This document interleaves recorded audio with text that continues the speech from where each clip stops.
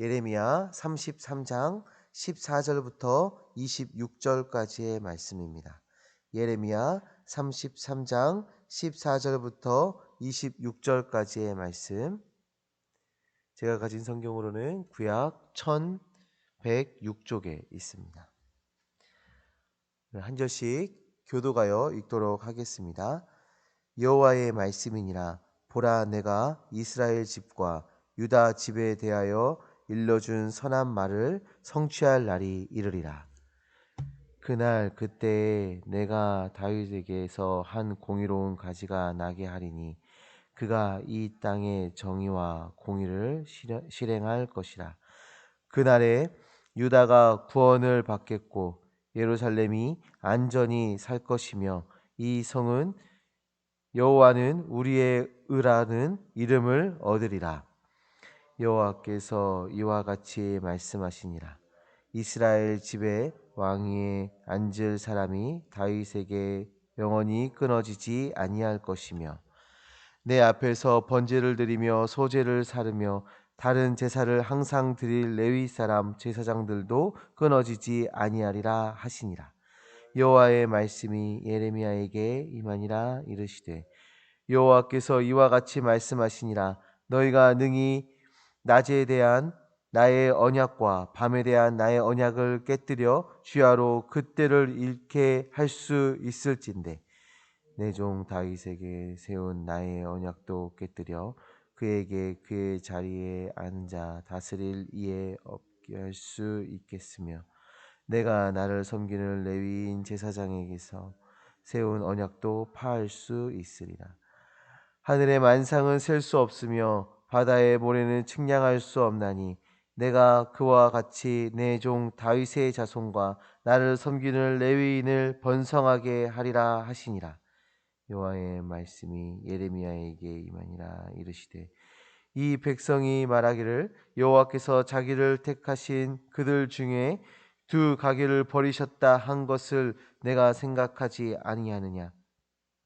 그들이 내 백성을 멸시하여 자기들 앞에서 나라로 인정하지 아니하도다. 여호와께서 이와 같이 말씀하시니라. 내가 주야와 맺은 언약이 없다든지 천지의 법칙을 내가 정하지 아니하였다며. 같이 읽습니다. 야곱과 내 종 다윗의 자손을 버리고 다시는 다윗의 자손 중에서 아브라함과 이삭과 야곱의 자손을 다스릴 자를 택하지 아니하리라. 내가 그 포로된 자를 돌아오게 하고 그를 불쌍히 여기리라. 아멘. 오늘 우리가 읽은 이 예레미야 33장 14절부터 26절까지의 이 말씀은 그리 많지 않은 다윗적 왕과 제사장직에 관한 그런 언급이 나오는 주요 본문 중 하나입니다. 어제 우리는 하나님께서 예레미야 선지자를 통해서 분명한 회복과 새 언약에 대해서 하시는 말씀, 그것에 대한 말씀을 우리가 살펴보았는데, 회복과 새 언약에 대한 말씀을 살펴보았는데, 각 한 사람과 그들의 영과 그들의 삶의 터전까지 모든 부분을 온전하게 회복시키시겠다라고 하시는 그 하나님의 약속을 어제 본문을 통해서 우리가 살펴보았습니다.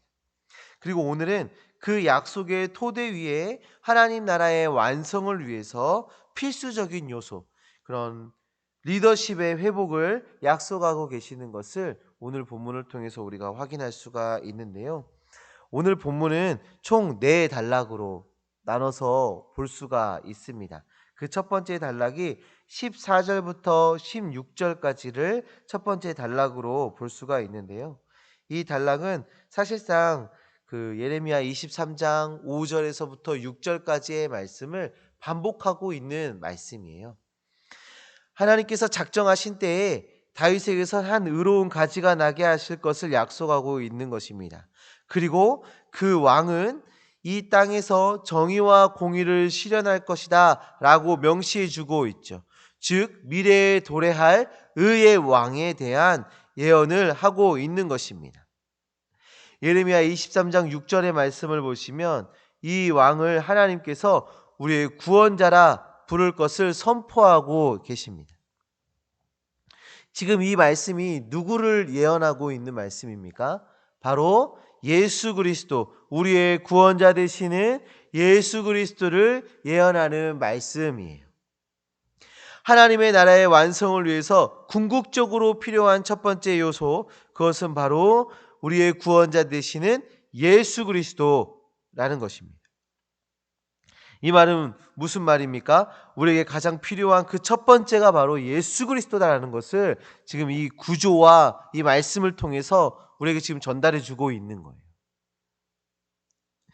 우리가 하나님의 백성으로 의롭다 칭함을 받은 백성으로 살아가기 위해서 예수 그리스도를 우리 안에 모시고 있어야 한다는 것입니다. 그리고 예수 그리스도와 연합되어서 함께 살아가는 인생이 되어야 한다는 것입니다. 예수 그리스도를 구주로 섬기시고 주님과 교통하며 나아가는 주님의 자녀들로 살아가시기를 간절히 소망합니다. 자, 두 번째 단락은 17절부터 18절까지고 세 번째는 19절부터 22절까지를 세 번째 단락으로 우리가 볼 수 있는데, 이 두 개의 단락 안에서는 다윗 왕조와 레위 제사장직의 미래가 어떻게 될 것인가에 대한 이슈를 다루고 있어요. 우리 어제도 봤지만 지금 이 33장의 말씀이 주어지고 있는 그 상황이 어떠한 상황입니까? 바벨론 군대가 에워싸고 있고, 그리고 더 이상 도망갈 곳이 없어서 그런 궁 안에 있는 시위대의 뜰 안에 지금 몇몇 사람들이 이렇게 갇혀 있는 그런 상황이지요. 다시 말하면 지금 이 유다가 망하는 상황이에요. 그냥 이 나라가 망하고 있는 그런 상황. 근데 그런 상황 속에서 지금 다윗 왕조와 레위 제사장직이 앞으로 어떻게 될 것인가에 대한 그런 말씀을 지금 해주고 있는 거예요. 예레미야서 전반부의 말씀을 보시면 유다의 왕들이 하나님의 언약을 신실하게 수행하지 않았기 때문에 유다가 멸망하게 되었다라는 말씀들이 나오고 있습니다. 또한 제사장들의 그런 악행과 불의함과 경건하지 못한 그런 모습들이 신랄하게 지적하고 비판받고 있습니다.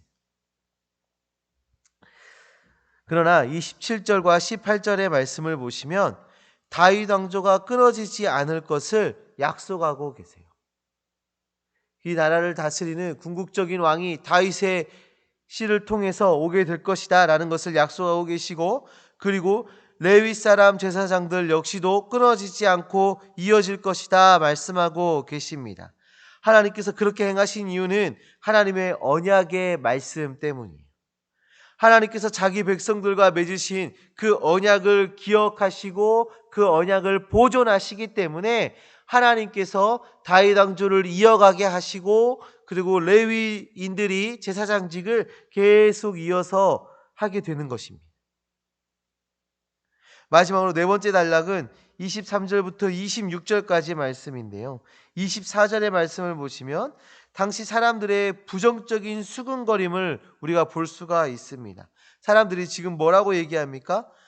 이스라엘과 유다의 멸망을 보면서 하나님께서 이들을 버리셨다라고 말합니다. 하나님이 택하신 이스라엘 백성들, 유다 백성들을 하나님께서 버리셨다. 그리고 더 이상 이 나라는 다시는 세워지지 않을 것이다 라는 그런 부정적인 여론이 그런 이스라엘 안에서도, 이스라엘 백성들 안에서도, 또 이방 나라들 안에서도 그런 여론이 이렇게 형성되어지고 있습니다. 그러나 하나님께서는 그들과 다른 생각을 가지고 계시죠. 하나님께서는 언약에 근거하여 다윗 왕조를 이어가실 것이며 레위인 제사장을 이어가실 것입니다. 그리고 다윗에게서 한 공의로운 가지, 즉 예수 그리스도를 왕의 왕으로, 주의 주로, 구세주로 이 땅에 보내주실 것입니다. 하나님께서는 부정적인 소리를 나열하던 이들에게 분명하고 명확하게 지금 하나님의 의지를 드러내 주시면서 오늘 본문을 마무리하고 계신 것이죠. 그냥 버려두지 않겠다. 다윗의 왕조는 이어져 갈 것이고 제사장직은 이어져 갈 것이다. 이건 무엇을 말합니까? 이스라엘의 그런 정체성과 그들의 신앙과 하나님의 그 언약과 그 관계를 끊어지지 않게 하시겠다라는 하나님의 강한 의지, 그리고 이 나라를 다시 회복하시겠다라는 하나님의 그 의지를 드러내고 계신 것입니다. 사랑하는 성도님들, 하나님의 언약의 성취는 누구도 막을 수가 없습니다. 세상의 권력도 어떠한 불의한 것도 하나님의 일하심을 막을 수가 없습니다. 바벨론에 의해서 다 망한 것 같고 더 이상 희망이 없을 것 같은 그 순간에도 하나님의 언약은 하나님은 자신의 언약을 이어가시겠다라고 말씀하시고 실제로 그 일들은 이루어집니다. 우리의 연약함과 부족함과 우리의 죄가 하나님을 막을 수가 없어요. 하나님께서 우리를 택하시고 구원하셨기에 우리는 그 은혜를 영원히 누리게 되었습니다. 오늘 본문의 언약의 결과가 지금 우리가 누리고 있는 그 예수 그리스도의 은혜 아니겠습니까? 간혹 자신의 연약함 때문에 절망하고 좌절하는 순간을 마주하십니까? 그러나 하나님의 우리를 향한 계획은 멈추질 않습니다. 내가 조금 범죄하였다 할지라도, 내가 경건한 삶을 살지 못한다 할지라도, 나의 연약함이 드러난 인생을 살아간다 할지라도 하나님은 우리를 결코 놓지 않으십니다. 하나님께서 구원하시기로 작정하셨기 때문에, 하나님의 백성으로 하나님이 우리를 하나님의 백성으로 삼아 주셨기 때문에 하나님은 결코 우리를 버리시거나 우리를 놓아버리시거나 우리를 외면하지 않으신다라는 것이죠. 매일매일 매 순간순간 우리는 예수 그리스도를 묵상하며 그분과 동행하며 나아가는 주의 자녀들 되시기를 간절히 소망합니다. 그 하나님의 언약 바라보며 감사하며 하나님의 그 의지를 의지하며 나아가는 주의 자녀들 되어주시기를 간절히 소망합니다.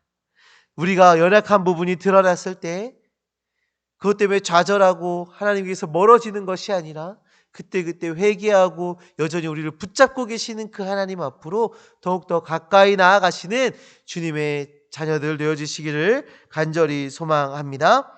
기도하시겠습니다. 하나님 아버지 감사합니다. 하나님, 우리를 사랑해 주셔서 우리를 구원하시고자 하시는 의지를 보여주시고 실제로 우리에게 은혜를 베풀어 주시며 하나님의 그 구원의 은혜를 맛보며 살아갈 수 있도록 주여 인도하여 주신 것 주님 정말 감사합니다. 하나님, 우리가 연약하여서 범죄하고 우리가 연약하여서 하나님의 백성다운 삶, 그 제자다운 삶 살아내지 못할 때가 너무나도 많이 있습니다. 그럴 때마다 우리가 좌절하고 절망하고 패배한 우리의 모습을 바라보면서 정말 하나님에게서 더욱더 멀어지려 하는 그런 연약한 모습들이 우리 안에 있습니다. 주님, 오늘 말씀을 통해서 그럼에도 불구하고 우리를 붙들고 계시고 회복의 은혜를 약속하시며 실질적으로 회복하시는 은혜를 베푸시는 그 하나님을 보았습니다. 우리가 그 하나님을 기억하게 하여 주시고 우리가 정말 범죄하고 연약한 모습이 드러났을 때 더욱 우리를 붙들고 계시는, 결코 우리를 놓지 않고 계시는 그 하나님께 더욱더 가까이 나아가는 우리 되어질 수 있도록 주여 함께하여 주시옵소서. 하나님, 오늘 하루의 삶 주님께서 함께하여 주셔서 은혜가 가득한 삶 될 수 있도록 주님 함께하여 주시옵시고 또 내일 주일 일을 잘 준비하며 나아가는 우리가 되어질 수 있도록 주여 역사하여 주시옵소서. 이 모든 것 다 이루신 줄 믿습니다. 예수 그리스도의 이름으로 기도합니다. 아멘.